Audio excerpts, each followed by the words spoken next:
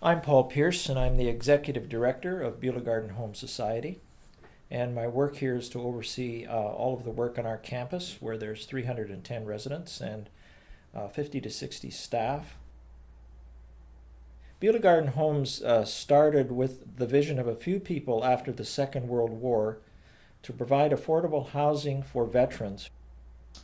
At that point, there was a significant piece of land on which we sit now up for tax arrear sales. And so they decided to organize a small company and went to the city of Vancouver to determine if they could get that piece of property for that purpose. This was in 1947.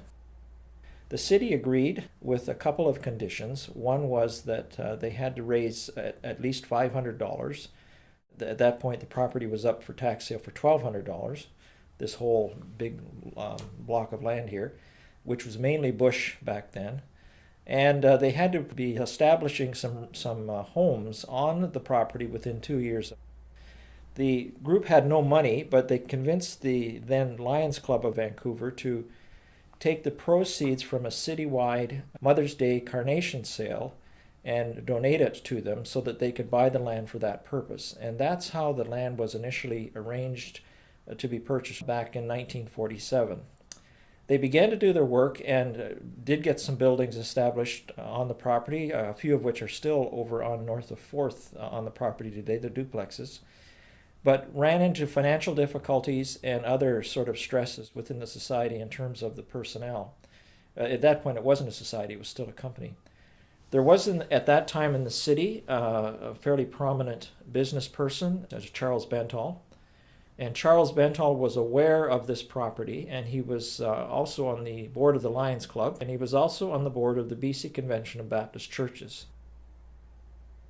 At that time, the BC Convention of Baptist Churches was looking for some type of ministry outlet from a community involvement point of view, and he convinced the owners at that point of the property to give to the BC Convention of Baptist Churches in trust this property in perpetuity for the purposes of affordable housing for primarily senior people. And since then has been responsible for appointing the board of the society, and annually the society reports back to the BC Convention of its work on their behalf. Other than that, it has no really active involvement in terms of church activities on the campus. It is funded through public funding. It has always been a place where it is open to people from all backgrounds, a mixture of people of faith and non-faith backgrounds, as is the community we live in.